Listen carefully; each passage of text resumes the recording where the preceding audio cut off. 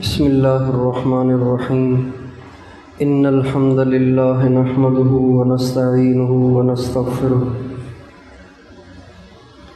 من يهده الله فلا مضل له ومن يضلل فلا هادي له وأشهد أن لا إله إلا الله وحده لا شريك له وأشهد أن سيدنا ونبينا وحبيبنا وشفيعنا وقرة أعيننا محمدا عبده ورسوله صلى الله تبارك وتعالى عليه وعلى آله وأصحابه وأزواجه وذريته وبارك وسلم تسليما كثيرا أما بعد فأعوذ بالله من الشيطان الرجيم بسم الله الرحمن الرحيم قل هل يستوي الذين يعلمون والذين لا يعلمون انما يتذكر اولو الالباب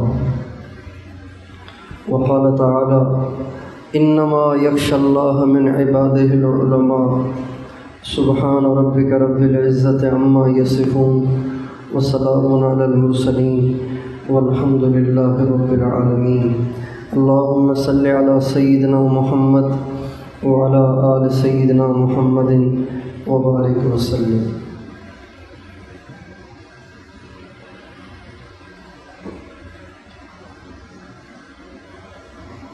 میرے قابل احترام بھائیوں اور عزیز دوستوں، اللہ تعالیٰ نے آپ نوجوانوں پر بہت بڑا احسان فرمایا ہے کہ آپ سب کو علم دین کے لیے منتخب فرمایا. آپ اس چار دیواری سے باہر نکل کر دیکھیں گے کہ آپ کی عمروں کے لاکھوں نوجوان یا تو وہ پیٹ پالنے کے لیے اپنی زندگیاں داؤ پہ لگائے ہوئے ہیں، یا پھر دنیا کی مستیاں اور دنیا کی عیاشیاں اور دنیا کی برائیاں بدکاریاں یہ ان کی زندگی بن چکی ہے. اللہ تعالیٰ نے کتنا بڑا احسان کیا ہے آپ سب پر کہ ساری دنیا سے آپ کو فارغ کر دیا. نہ آپ کو دکان کی ٹینشن ہے، نہ ملازمت کی ٹینشن ہے، نہ بجلی کے بل کا غم ہے، نہ گیس کے بل کی فکر ہے، نہ اپنے گھر کے خرچے کی ٹینشن ہے. ساری فکروں سے اللہ تعالیٰ نے آپ کو فارغ کیا ہے اور دنیا جہاں کی ساری برائیوں سے بچا کے آپ کو اس مقدس چار دیواری میں بیٹھ کر اللہ کا علم پڑھنے کی سعادت بخشی ہے. یہ کتنا بڑا اللہ تعالیٰ کا انعام ہے. اس میں آپ کا کوئی کمال نہیں ہے، یہ محض اس کا فضل ہے. اللہ تعالیٰ کا فضل شامل حال ہو تو نیکی کرنا آسان ہے، اللہ تعالیٰ کا فضل شامل حال نہ ہو تو نیکی کرنا بڑا مشکل ہے. اور اللہ تعالیٰ کا آپ کو اس علم کے لیے منتخب کرنا اور یہاں بٹھانا یہ بھی ایک آزمائش ہے. اللہ تعالیٰ کی طرف سے خیر کے فیصلے بھی آزمائش ہوتے ہیں، شر کے فیصلے بھی آزمائش ہوتے ہیں. اللہ تعالیٰ قرآن پاک میں فرماتے ہیں وَنَبْلُوكُمْ بِالشَّرِّ وَالْخَيْرِ فِتْنَةً، ہم تمہیں آزمائیں گے خیر کے ذریعے سے بھی اور شر کے ذریعے سے. اچھے حالات بھیج کے بھی آزماتے ہیں، برے حالات بھیج کے بھی آزماتے ہیں، خیر کے اسباب دے کر بھی آزماتے ہیں، شر کے اسباب پیدا کر کے بھی اللہ تعالیٰ آزماتے ہیں. آپ کی یہاں آزمائش کیا ہے؟ آپ کی یہاں کیا آزمائش ہے؟ آپ کی آزمائش یہ ہے کہ اللہ تعالیٰ نے آپ کو دنیا کی فکروں سے نکال کے علم دین کے لیے وقف کر دیا. اب آپ کی یہ آزمائش ہے کہ آپ اپنا من، تن اور دھن اس میں لگاتے ہیں یا آپ بھی ادھر ادھر کی فضولیات میں اور لغویات میں اپنے ٹائم کو ضائع کرتے ہیں. یہ آپ کی آزمائش ہے. دیکھا یہ جاتا ہے کہ طلباء بہت بڑی قربانی کرتے ہیں، بہت بڑی قربانی کرتے ہیں. اس وقت دنیا میں سب سے زیادہ دین کے لیے قربانی کرنے والا مجمع ان میں سے یہ مدرسوں کے طلباء بھی ہیں۔ جب انسان کو جوانی کی قوت اور صحت حاصل ہو اور پھر بھی وہ برائی سے بچ کر اپنے آپ کو چار دیواری میں محصور کر دے، محدود کر دے، تو یہ آج کے زمانے میں بہت بڑی قربانی ہے۔ یقیناً آپ کا بھی دل چاہتا ہوگا کہ ہم بھی آزاد ہوں، آوارہ ہوں، ہمارے پاس بھی ایک 125 موٹر سائیکل ہو اور ایک بڑا سا موبائل ہو اور گھومیں پھریں، گائیں، ناچیں، ساری برائیاں جو آج دنیا کی نوجوان نسل کر رہی ہے ہم بھی کریں۔ یقیناً اس عمر میں یہ جذبات اٹھتے ہیں، یہ شوق پیدا ہوتے ہیں، لیکن ان سب کو دبا کر، ان سب کو کچل کر، ساری دنیا کی ساری خواہشات سے کٹ کر مدرسوں میں آ کے پڑھ جانا، یہ آج کے زمانے میں بہت بڑی قربانی ہے۔ لیکن سچی بات یہ ہے کہ آپ نوجوانوں کی قربانی کم ہے، آپ کی ماؤں کی قربانی، آپ کے والد گرامی کی قربانی آپ سے بھی زیادہ ہے۔ آپ کے ذمے صرف اتنا ہے کہ اچھی طرح پڑھ لو اور پڑھائی میں اپنی محنت کر لو اور نیک بننے کی کوشش کرو۔ آپ کے ذمے صرف اتنا سا کام ہے جس میں 1 روپے کا خرچہ نہیں ہے اور آپ کی زندگیاں اس کے لیے وقف ہیں۔ لیکن آپ کی ماں، آپ کا باپ، آپ کو پتہ نہیں ہوگا کہ جب آپ ان کو چھوڑ کر، ان سے رخصت ہو کر مدرسے میں داخل ہوتے ہیں تو ان کے دل پہ کیا بیتتی ہے، ان کے دل کا کیا حال ہوتا ہے، وہ کیسے اندر ہی اندر میں گھٹتے اور روتے اور آنسو بہاتے ہیں جب آپ ان سے جدا ہو رہے ہوتے ہیں۔ ایک ماں کا اپنے بچے کو اپنے سے جدا کر کے دور دراز کسی مدرسے میں بھیجنا یہ آسان نہیں ہوتا۔ یہ جب ماں کوئی بنے تو اس کا احساس کر سکتا ہے، باپ بنے تو اس کا احساس ہوتا ہے۔ ہم جب پڑھتے تھے تو ہماری سالانہ چھٹی 9 مہینے کے بعد ہوتی تھی۔ 9 مہینے کے بعد ہمیں اساتذہ کی طرف سے گھر جانے کی اجازت ملتی تھی۔ تو ہم اپنے مدرسے میں آتے تھے، اپنے ہم سبق ساتھیوں کے ساتھ گھل مل جاتے تھے، دل لگ جاتا تھا۔ لیکن ہماری والدہ محترمہ، اللہ تعالیٰ اسے جنت الفردوس میں جگہ دے، وہ پورا عرصہ روتی رہتی تھی، اور جب میں فارغ ہوا تو مجھے وہ بتاتی تھیں کہ بیٹا میری نظر تیری جدائی میں رو رو کے کمزور ہو گئی اور میرا جسم بیماریوں کا مجموعہ بن گیا تیری جدائی کا غم کھاتے کھاتے، بیماریوں کا مجموعہ بن گیا۔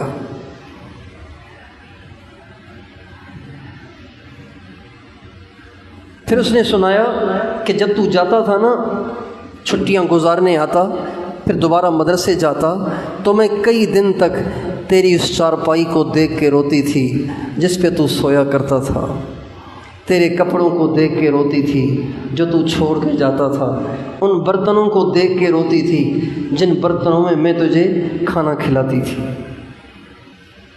تو یہ صرف میری کہانی نہیں ہے، یہ آپ سب کی کہانی ہے۔ مائیں ہوتی ہیں چاہے کسی کی بھی ہوں، ہر ماں ایسی ہی محبت کرنے والی ہوتی ہے۔ آپ کی ماؤں کی اتنی بڑی قربانی ہے، آپ کے والد کی اتنی بڑی قربانی ہے۔ دیکھیں جس دور میں ہم چل رہے ہیں، اس دور میں اپنی اولاد کو دین پڑھانا یہ معمولی کام نہیں ہے، معمولی کام نہیں ہے۔ اس لیے کہ جب کوئی باپ، کوئی ماں اپنے بچوں کو علم دین میں لگاتے ہیں تو ساری دنیا انہیں تانے دیتی ہے، ساری دنیا ان سے پوچھتی ہے اچھا جی آپ نے بچوں کے مستقبل کے لیے کچھ سوچا ہے؟ یہ بچے کیا کریں گے؟ یہ بچے کہاں سے کھائیں گے؟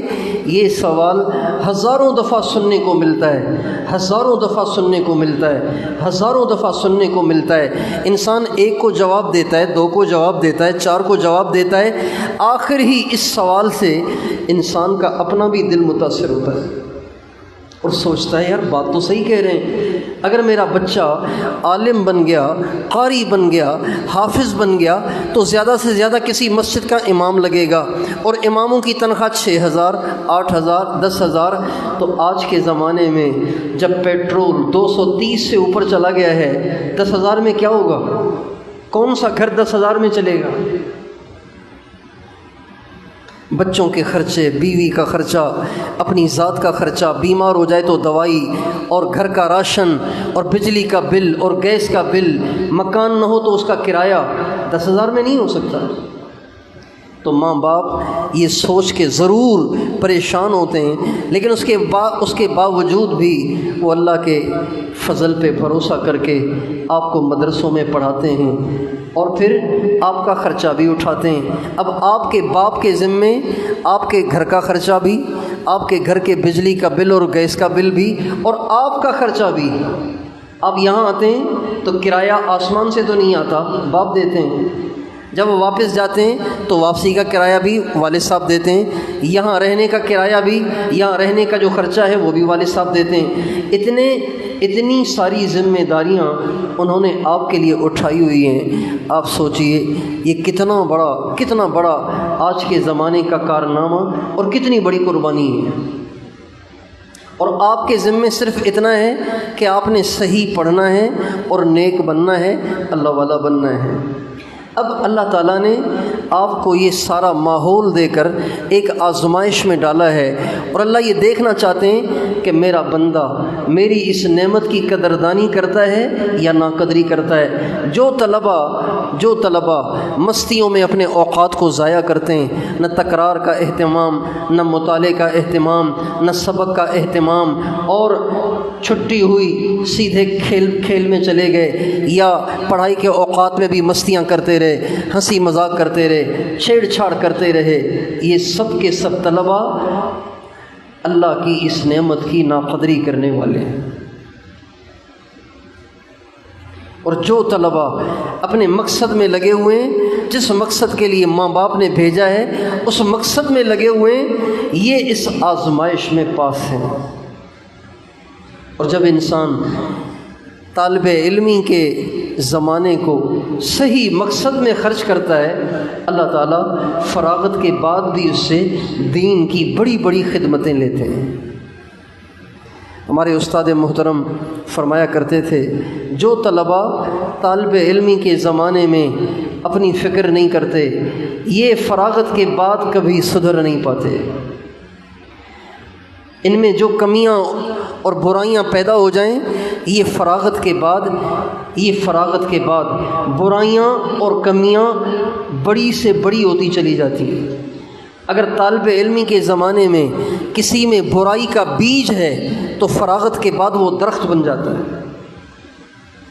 اور جو طلبہ طالب علمی کے زمانے میں اپنی فکر رکھتے ہیں، اپنی اصلاح کی فکر رکھتے ہیں، اپنے مقصد میں لگے رہتے ہیں، اگر ان میں خیر کا بیج بھی ہو تو فراغت کے بعد یہ بیج ان کا درخت بن جاتا ہے۔ اور اللہ تعالیٰ بڑے بڑے پیمانے پر ایسے طلباء سے دین کا کام لیتے ہیں۔ ہمارے جتنے اکابر جن کے ہم نام لیوا ہیں، مثلاً حجت الاسلام مولانا محمد قاسم صاحب نانوتوی رحمۃ اللہ علیہ، اور امام ربانی مولانا رشید احمد گنگوہی رحمۃ اللہ علیہ، اور حضرت شیخ الہند مولانا محمود حسن دیوبندی رحمۃ اللہ علیہ، اور رئیس المحدثین حضرت مولانا خلیل احمد سہارنپوری رحمۃ اللہ علیہ، اور شیخ الاسلام حضرت مولانا سید حسین احمد مدنی رحمۃ اللہ علیہ، اور حکیم الامہ مجدد الملہ حضرت مولانا اشرف علی تھانوی رحمۃ اللہ علیہ، اور ان کے بعد کے اکابر، ان سارے اکابر کو آپ دیکھیں گے کہ ان کا طالب علمی کا زمانہ بہت اچھا گزرا تھا۔ جب وہ اس آزمائش سے گزر گئے اور اس میں پاس ہو گئے، اللہ پاک نے ان سے بڑے بڑے دین کے کام لیے، بڑی بڑی دین کی خدمتیں لیں، صرف اس لیے کہ انہوں نے اس تربیت کے زمانے میں اپنے آپ کو آزاد نہیں رکھا۔ اس لیے آپ سارے نوجوانوں سے پہلی درخواست تو یہ ہے کہ بھائی اپنے اس طالب علمی کے زمانے کو یوں فضولیات میں، لغویات میں اور غفلت اور بے فکری اور لاپرواہی میں ضائع نہ کریں۔ بڑا دل دکھتا ہے عمومی طور پر مدرسے کے طلباء کے اندر لاابالی پن دیکھ کر، لاپرواہی دیکھ کر، غفلت دیکھ کر، لغویات اور فضولیات میں ان کو لگا ہوا دیکھ کے دل دکھتا ہے کہ ان کی ماؤں نے ان کو کیا بننے کے لیے بھیجا ہے اور یہ کہاں اپنے اوقات کو ضائع کر رہے ہیں۔ یقیناً ہماری ماؤں نے ہمیں ان مدارس میں حضرت مدنی جیسا بننے کے لیے بھیجا ہے، حضرت تھانوی جیسا بننے کے لیے بھیجا ہے۔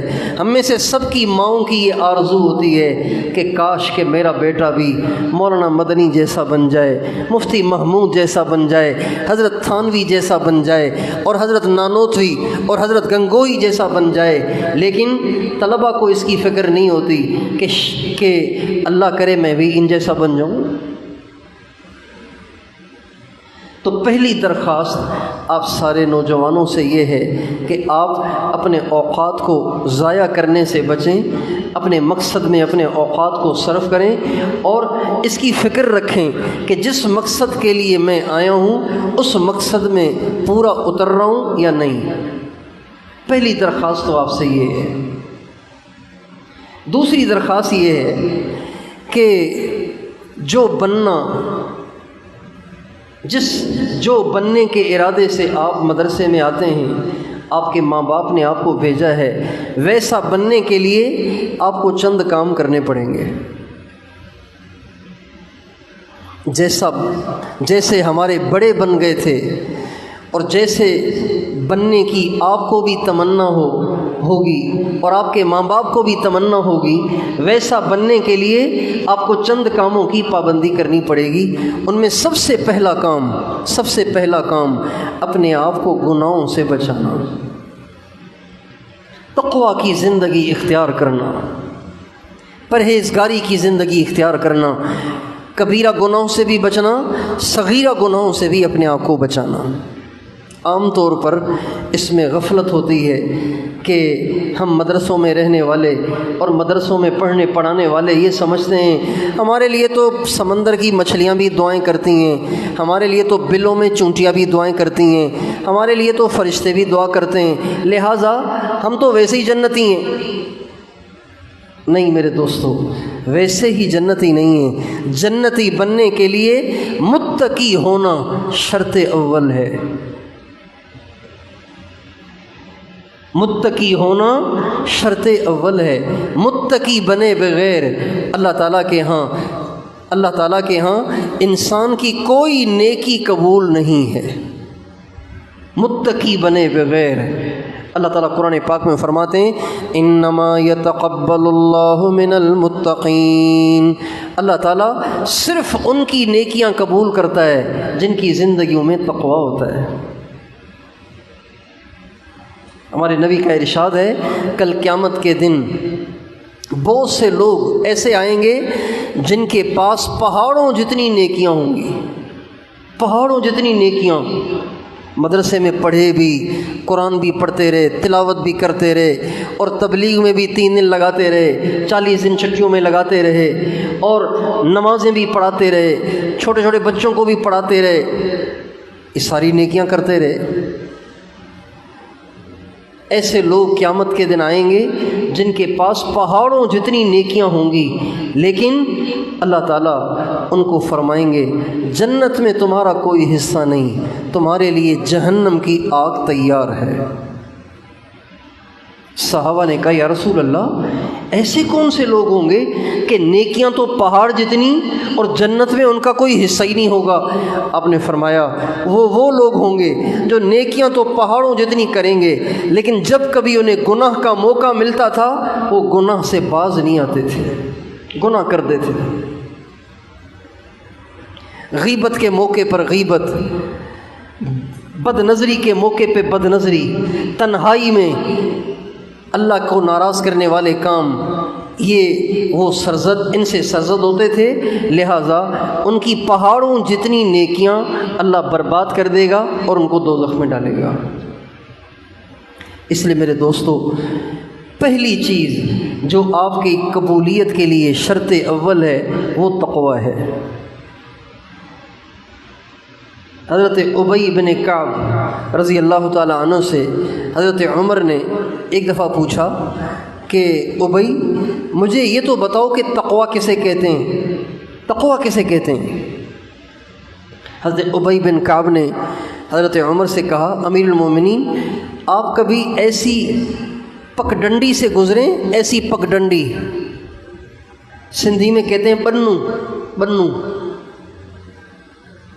ایسی پگڈنڈی سے گزریں جس کے دائیں بائیں کانٹے دار جھاڑیاں ہوں؟ تو فرمایا ہاں میں گزرا ہوں۔ کہا جی آپ کیسے گزرتے ہیں؟ تو فرمایا اس پگڈنڈی سے میں ایسے گزرتا ہوں کہ ادھر سے بھی دامن کو بچاتا ہوں، ادھر سے بھی دامن کو بچاتا ہوں کہ کہیں کسی جھاڑی میں میرا دامن الجھ نہ جائے، اور اپنے دامن کو دونوں طرف سے بچا بچا کے پھر گزرتا ہوں۔ حضرت ابی بن کعب رضی اللہ عنہ کہنے لگے، امیر المومنین، بس تقوی اسی کا نام ہے کہ اپنی زبان کو بچاتے ہوئے، اپنے کانوں کو بچاتے ہوئے، اپنی نظر کو بچاتے ہوئے، اپنی شرمگاہ کو بچاتے ہوئے، اپنے دل کو بچاتے ہوئے، اپنے خیالات کو بچاتے ہوئے زندگی گزارنا، حرام سے بچنا، اس کا نام تقوی ہے۔ تو آپ نوجوان ہیں اور جوانی میں گناہوں کے بہت خیالات آتے ہیں، اور پھر جس دور میں ہم چل رہے ہیں اس دور میں گناہ کرنا مشکل ہی نہیں ہے، آسان، بالکل آسان ہو گیا ہے۔ آج سے 30 سال پہلے، 20 سال پہلے جو گناہ کرنا دنیا دار کے لیے مشکل تھا، آج وہ گناہ دین دار کے لیے بھی کرنا آسان ہو گیا ہے۔ میں جہاں کا رہنے والا ہوں وہاں پہ ہمارا بڑا شہر ہے، اس پورے شہر میں ایک سینما تھا، سینما جہاں لوگ فلم دیکھنے جاتے تھے، ایک سینما ہوتا تھا۔ تو بہت سے لوگوں کا دل کرتا تھا کہ ہم بھی فلم دیکھنے جائیں، لیکن شرما شرمی بیچارے بدنامی کے خوف سے فلم دیکھنے نہیں جاتے تھے۔ اب آپ دیکھیں، آج اگر بازار میں 1000 آدمی موجود ہیں تو 1000 کے پاس سینما موجود ہے، اور ان سینماؤں میں وہ کچھ ہے جو اس سینما میں بھی نہیں ہوتا تھا۔ گناہوں کا ماحول اتنا آسان ہو گیا، برائی کو کرنا اتنا آسان ہو گیا۔ اس ماحول میں جب کہ جوانی کی عمر ہو، جو اپنے آپ کو بچائے گا اللہ کو کتنا اچھا لگے گا، اللہ پاک کو کتنا اچھا لگے گا۔ اس لیے تقوی اختیار کرنے کے سب سے زیادہ مستحق آپ مدرسے کے طلباء ہیں کہ آپ کا دامن برائی سے بے داغ ہونا چاہیے۔ آپ برائی سے ضرور بچا کریں، اپنے آپ کو برائی سے بچا کریں، اپنی زبان پہ پابندی لگائیں، اپنے کانوں پہ پابندی لگائیں، اپنی نظر پہ پابندی لگائیں، اپنی شرمگاہ کو بچائیں، ہر برائی سے اپنے آپ کو بچائیں۔ اگر آپ چاہتے ہیں کہ اللہ تعالیٰ آپ سے دین کی بڑی خدمت لے، دیکھیں دین کی خدمت لینے کے لیے یہ ضروری نہیں ہے کہ انسان اعلیٰ درجے کا ذہین ہو، یہ ضروری نہیں ہے، لیکن یہ ضرور ہے کہ دین کی خدمت آپ کرنا چاہتے ہیں تو آپ کا متقی ہونا ضروری ہے۔ اگر آپ متقی ہوں گے اللہ آپ سے دین کا کام لیں گے، اللہ آپ سے دین کی خدمت لیں گے، اللہ آپ کو ہزاروں انسانوں کی ہدایت کا ذریعہ بنائیں گے۔ تو سب سے پہلی آپ سب سے دست بستہ نوجوانوں سے یہ درخواست ہے کہ دوستو متقی بن جاؤ، تقوی کو اختیار کرو، گناہوں سے اپنے آپ کو بچاؤ۔ بے شک آج گناہوں سے بچنا بہت مشکل ہو گیا ہے، لیکن جب کوئی کام مشکل بن جائے تو اس کی قیمت بھی بڑھ جاتی ہے۔ ہمارے نبی نے ایک دفعہ فرمایا اپنے صحابہ سے کہ ایک زمانہ ایسا آئے گا کہ میرے دین کو مضبوطی سے پکڑنا ایسا مشکل ہو جائے گا جیسے مٹھی میں انگارے کو پکڑنا۔ مٹھی میں انگارے کو پکڑنا کتنا مشکل ہے، اتنا مشکل ہو جائے گا میری سنت پہ چلنا، میرے دین پہ چلنا، تقویٰ کی زندگی اختیار کرنا۔ پھر آپ نے فرمایا جو اس زمانے میں میرے دین کو مضبوطی سے پکڑے گا اللہ تعالیٰ اس کو 50 کا اجر عطا فرمائیں گے۔ صحابہ نے کہا امنہم ام منا، یا رسول اللہ 50 ان کے یا 50 ہمارے؟ آپ نے فرمایا بل منکم، بلکہ تمہارے 50 کا اس کو اجر ملے گا، 50 صحابہ کا اجر ملے گا اگر کوئی بے دینی کے ماحول میں دین پہ چل رہا ہو، اپنے دامن کو برائی سے بچا رہا ہو اور تقویٰ کی زندگی گزار رہا ہو۔ تو دوسری درخواست آپ سارے نوجوانوں سے یہ ہے کہ بھائیو تقویٰ کو لازم پکڑیں، اپنے آپ پہ پہرے دار بن جائیں، پہرے دار بن جائیں کہ آپ کی نظر غلط نہ دیکھے، آپ کی زبان غلط نہ بولے، آپ کے کان غلط نہ سنیں، آپ کا ذہن غلط طرف نہ جائے، آپ کے دل میں غلط خواہشیں پیدا نہ ہوں، اور آپ کی شرمگاہ غلط استعمال نہ ہو۔ اپنے آپ پہ پہرے دار بن جائیں، اپنے آپ پہ پہرے دار بن جائیں، یہ دوسری درخواست ہے۔ تیسری درخواست یہ ہے کہ علم دین ہمیشہ ادب سے آتا ہے۔ جو با ادب ہوتے ہیں وہ با نصیب ہوتے ہیں، اور جو بے ادب ہوتے ہیں وہ بے نصیب ہو جاتے ہیں۔ ہمارے بزرگوں نے بہت سارے واقعات کتابوں میں لکھے ہیں جن میں ان کے بھی واقعات لکھیں جو بے ادب تھے، اور پھر وہ کیسے ذلیل ہوئے اور کیسے محروم ہوئے، اور ان کے بھی واقعات لکھیں جو بڑے با ادب تھے اور اللہ نے ان کو کتنی عزت اور قبولیت عطا فرمائی۔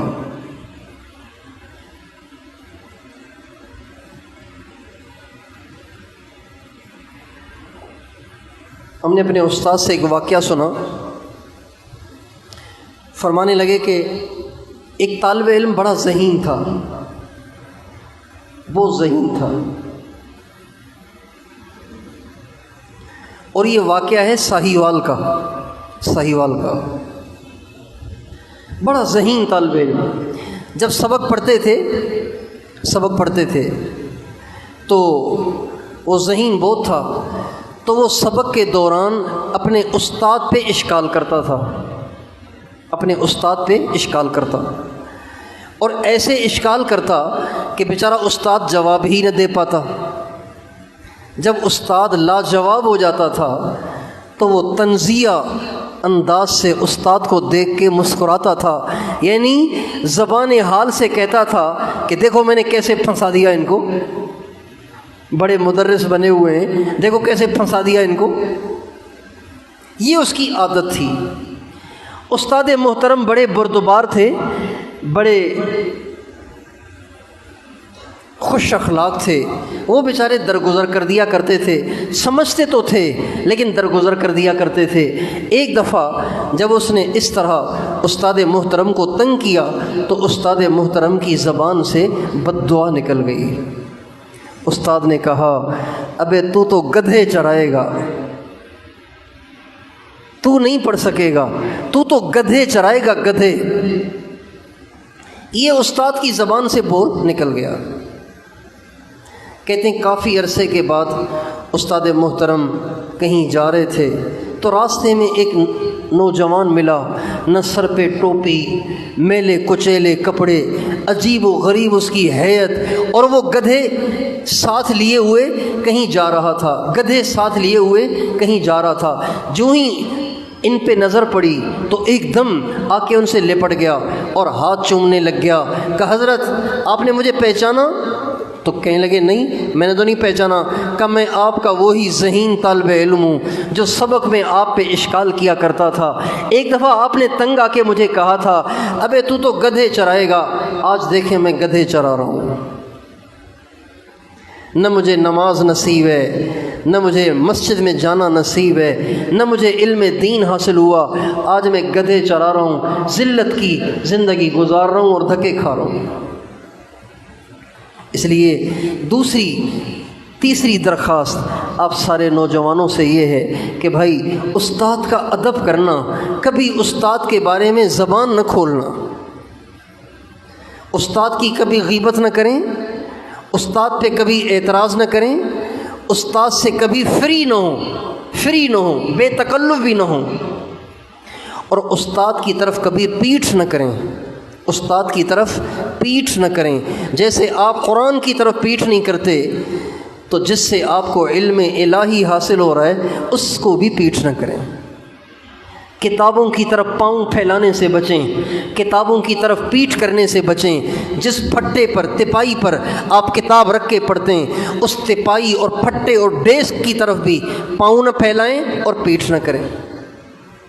کاغذ کا بھی ادب کریں، قلم کا بھی ادب کریں۔ حضرت امام ربانی مجدد الف ثانی رحمۃ اللہ علیہ ایک دفعہ کچھ لکھ رہے تھے، لکھتے ہوئے ان کو بیت الخلاء جانے کی حاجت ہوئی۔ اٹھ کے جب اندر گئے تو ان کو اپنے ہاتھ پہ کہیں سیاہی کا نقطہ نظر آیا، سیاہی کا نقطہ، لکھتے لکھتے بعض دفعہ قلم لگ جاتا ہے نا، تو وہ سیاہی لگ گئی تھی۔ جو ہی انہوں نے سیاہی دیکھی تو فوراً باہر تشریف لائے، پیشاب نہیں کیا، باہر تشریف لائے اور اپنی انگلی سے اس سیاہی کو مٹایا۔ اس کے بعد پھر پیشاب کرنے گئے اور فرمایا میں نے جب بیت الخلاء میں جا کر دیکھا کہ میری انگلی پہ سیاہی کا نقطہ لگا ہوا ہے تو میں واپس آ گیا کہ کہیں یہ سیاہی دھل کر پیشاب کے ساتھ نہ مل جائے، چونکہ سیاہی بھی علم کا ذریعہ اور علم کا آلہ ہے، لہٰذا اس کے ادب کی وجہ سے میں باہر آیا اور آ کے میں نے اس کو مٹایا۔ کاغذ کا ادب، قلم کا ادب، استاد کا ادب، کتاب کا ادب، مدرسے کا ادب، مدرسے کی چار دیواری کا ادب۔ الدین کلہ ادب، دین ادب ہی تو ہے۔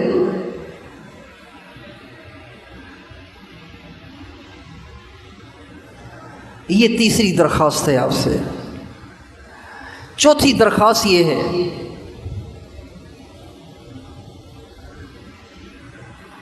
کہ علم میں نور، اگر آپ چاہتے ہیں کہ آپ کے علم کے اندر نور آئے تو سنت کا شوق رکھیں اور سنت والی زندگی گزارنے کی کوشش کریں۔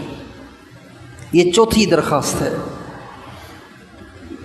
اتباع سنت کو لازم پکڑیں، اتباع سنت کو لازم پکڑیں۔ اللہ تعالیٰ قرآن پاک میں اپنے نبی سے فرماتے ہیں قل ان کنتم تحبون اللہ فاتبعونی یحببکم اللہ ویغفر لکم ذنوبکم واللہ غفور الرحیم۔ اے میرے نبی، آپ ان سے کہیں کہ اگر تمہیں اللہ سے محبت ہے تو میرے پیچھے چلو، میری اتباع کرو، میری سنت کو اختیار کرو۔ جب تم میری سنت کو اختیار کرو گے اللہ بھی تم سے محبت کرے گا۔ اللہ اکبر، یعنی اللہ پاک کا وہ بندہ محبوب بن جاتا ہے، اللہ کا محبوب بن جاتا ہے جو حضور کی سنت پہ چلتا ہے، اللہ پاک کا محبوب بن جاتا ہے۔ تو گویا اللہ کا محبوب بننے کا نسخہ اتباع سنت ہے۔ ہر چیز میں سنت، ہر بات میں سنت، ہر ادا میں سنت۔ دیکھیں حضور اکرم صلی اللہ علیہ وسلم کی سنت کا نام ہی تو دین ہے نا، دین کوئی الگ چیز تو نہیں ہے، سنت کا نام ہی تو دین ہے۔ اور اگر دین مدرسے میں پڑھنے والے طلباء میں نہ آیا تو بتائیے بازار والوں میں کیسے آئے گا، یونیورسٹی میں پڑھنے والوں میں کیسے آئے گا، کالج میں پڑھنے والوں میں کیسے آئے گا؟ اگر مدرسے میں پڑھنے والے طلباء جان کر بھی سنت کی دھجیاں اڑائیں تو پھر یونیورسٹی والوں سے سنت پہ چلنے کی کیسے توقع کی جا سکتی ہے؟ مدرسے میں پڑھنے والے طلباء کی کوئی ادا، کوئی حرکت، کوئی ادا، کوئی کام سنت سے ہٹ کے نہیں ہونا چاہیے۔ ہمارے اکابر نے بڑا سنت کا اہتمام کیا ہے۔ حضرت شیخ الہند مولانا محمود حسن رحمۃ اللہ علیہ کو کسی نے دیکھا کہ وطر کی 3 رکعت پڑھ کر اس کے بعد 2 رکعت بیٹھ کے پڑھا کرتے تھے، 2 رکعت وطر کے بعد بیٹھ کے پڑھا کرتے تھے، سنت بھی یہی ہے۔ ہمارے نبی وطر کے بعد 2 رکعت پڑھتے تھے اور وہ بیٹھ کے پڑھتے تھے۔ پہلی رکعت میں اذا زلزلت پڑھتے تھے، دوسری رکعت میں قل یا ایھا الکافرون پڑھتے تھے۔ تو حضرت شیخ الہند کو کسی نے دیکھا کہ وطر کے بعد مستقل 2 رکعت بیٹھ کے پڑھتے ہیں، تو اس نے کہا حضرت آپ بیٹھ کے 2 رکعت پڑھتے ہیں تو بیٹھ کے پڑھنے میں تو آدھا اجر ملتا ہے، کھڑے ہو کے پڑھنے میں تو پورا اجر ملتا ہے، تو آپ کھڑے ہو کے پڑھ لیا کریں نا۔ تو فرمانے لگے بھائی اجر تو بے شک کھڑے ہونے میں زیادہ ہے، لیکن کیا کریں، طبیعت سنت کی طرف زیادہ مائل ہے، اس لیے ہم تو وہی کریں گے جو سنت ہے، چاہے ہمیں اجر تھوڑا ہی ملے۔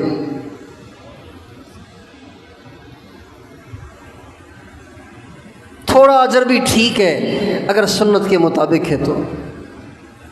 حضرت امام ربانی مجدد الف ثانی رحمۃ اللہ علیہ کا ملفوظ ہے، فرماتے ہیں کہ دوپہر کے وقت میں سنت کی نیت سے تھوڑی دیر قیلولہ کرنا، سنت کی نیت سے تھوڑی دیر قیلولہ کرنا لاکھوں راتوں کی نفلی عبادت سے بہتر ہے۔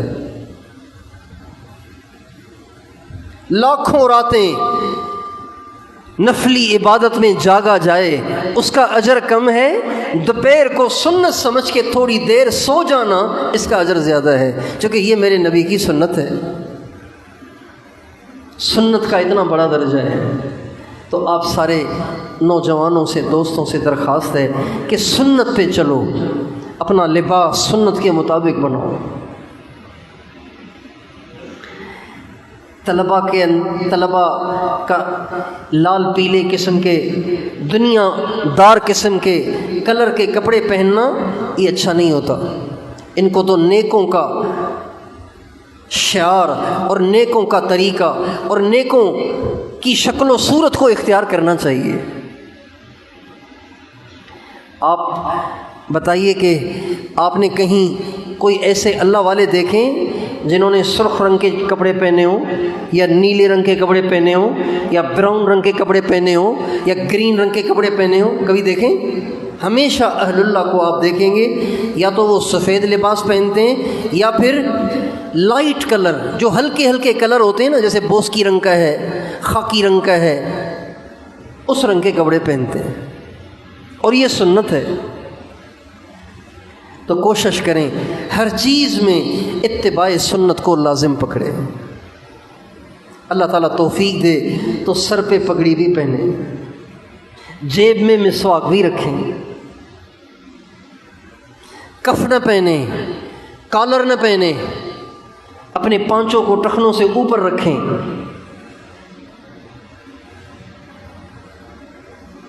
ہر چیز میں سنت، کھانے پینے میں سنت۔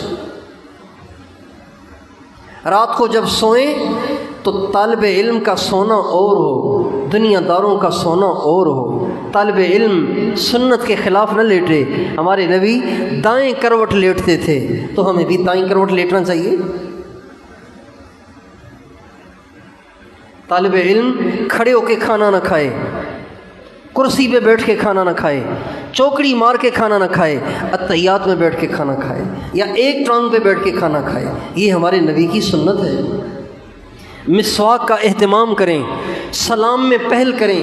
طلباء سلام کرنے میں بھی سست ہوتے ہیں۔ کیوں جی، غلط کہہ رہا ہوں صحیح کہہ رہا ہوں؟ طلباء سلام کرنے میں سست ہوتے ہیں کہ نہیں ہوتے؟ آس پاس گزرتے رہتے ہیں، سلام ہی نہیں کرتے۔ اساتذہ کو بھی سلام نہیں کرتے۔ کوئی باہر کا مہمان آ جائے تو اس کو سلام کر لیتے ہیں، عام طور سے آپس میں سلام نہیں کرتے۔ حالانکہ ہمارے نبی کا ارشاد ہے افشوا السلام بینکم، سلام کو پھیلاؤ۔ یہ ساری ہمارے نبی کی سنتیں ہیں۔ غصہ آئے پی لیا کرو، یہ سنت ہے۔ کوئی زیادتی کرے برداشت کرو، معاف کرو، یہ ہمارے نبی کی سنت ہے۔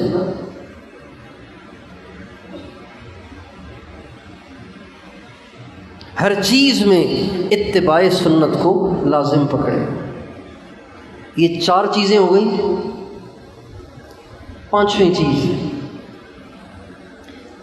چیز یہ ہے کہ جس راستے پہ آپ چلے ہیں اس راستے میں کامیابی اللہ کی طرف سے ملتی ہے۔ بہت سے طلباء ایسے نظر آتے ہیں، ذہین بھی ہوتے ہیں اور اللہ والے اور نیک بھی ہوتے ہیں، لیکن بیچارے نہیں پڑھ پاتے، درمیان میں ہی چھوڑ دیتے ہیں۔ کوئی گھر میں مجبوری آ گئی، کوئی پریشانی آ گئی، یا خود دل اچاٹ ہو گیا اور پڑھائی چھوڑ دی۔ جس راستے پہ آپ چلے ہیں اس راستے کی قبولیت چاہتے ہیں تو رات کو اٹھ کے تہجد پڑھنے کا اہتمام کریں۔ ہمارے استاد محترم فرمایا کرتے تھے، جو طلباء اس راستے کی قبولیت چاہتے ہیں ان کو چاہیے کہ تہجد کا ضرور اہتمام کریں، تہجد ضرور پڑھا کریں۔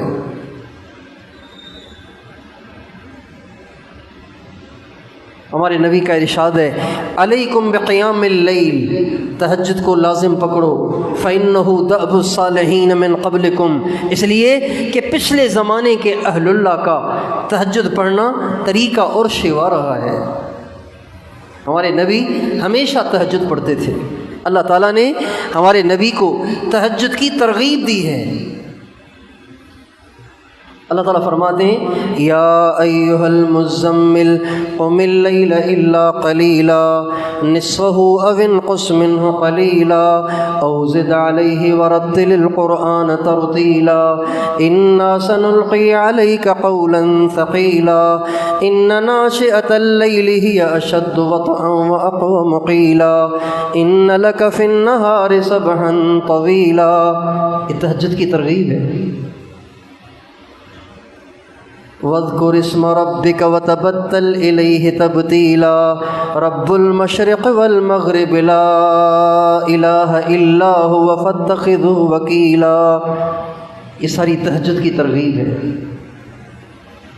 وَمِنَ اللَّيْلِ فَتَهَجَّدْ بِهِ نَافِلَةً لَكَ عَسَىٰ أَن يَبْعَثَكَ رَبُّكَ مَقَامًا مَحْمُودًا۔ اے نبی تہجد پڑھا کریں، اللہ اس کی برکت سے آپ کو مقام محمود پہ پہنچائے گا۔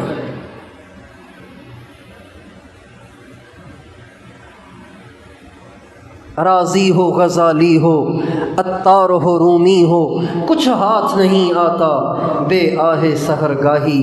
آپ امام غزالی بننا چاہتے ہیں، امام راضی بننا چاہتے ہیں، مولانا جلال الدین رومی بننا چاہتے ہیں، شیخ فرید الدین عطار بننا چاہتے ہیں، جو بھی بننا چاہتے ہیں، تہجد میں اٹھ کر روئے بغیر آپ کچھ نہیں بن سکتے۔ تہجد میں اٹھا کریں، چاہے 4 رکعت پڑھ لیا کریں، انا تینا قل واللہ والعصر قل واللہ، مختصر سی پڑھیں لیکن پڑھیں ضرور، اور 2 منٹ کی دعا بھی کر لیا کریں۔ اے اللہ، ماں کو چھوڑ کے آیا ہوں، باپ کو چھوڑ کے آیا ہوں، بھائی بہنوں کو چھوڑ کے آیا ہوں، اللہ تیرا بننا چاہتا ہوں، تو میری مدد کر، مجھے قبول کر، مجھے محروم نہ کر، مجھے برائی سے بچا، اپنے علم میں سے علم دے، یہ کہہ کے سو جاؤ۔ تہجد ضرور پڑھو۔ اللہ تعالیٰ حضرات صحابہ کرام کی تعریف کرتے ہیں، کانوا قلیلا من اللیل ما یہجعون وبالاسحار هم یستغفرون۔ میرے نبی کے صحابہ تھوڑا سوتے تھے، زیادہ جاگتے تھے۔ تتجافى جنوبهم عن المضاجع يدعون ربهم خوفا وطمعا۔ ان کے پہلو خواب گاہوں سے، بستروں سے جدا رہتے ہیں اور وہ رات کو اٹھ اٹھ کے دعا کرتے ہیں۔ والذین یبیتون لربهم سجدا وقیاما، ساری رات گزار دیتے ہیں سجدے میں اور قیام میں۔ امام اعظم نے 40 برس تک عشاء کے وضو سے فجر کی نماز پڑھی۔ تو کیا خیال ہے، تہجد کا بھی اہتمام کریں گے انشاءاللہ؟ یہ 5 باتیں ہیں، جو بھی طالب علم ان 5 باتوں کا اہتمام کرے گا، اپنے اوپر اس کو لازم کرے گا، پکی ٹھکی بات ہے، اللہ اسے دین کا خادم بنائے گا، اللہ اسے اپنا ولی بنائے گا، اللہ اسے دنیا میں بھی معزز بنائے گا اور آخرت میں بھی معزز بنائے گا۔ اللہ تعالیٰ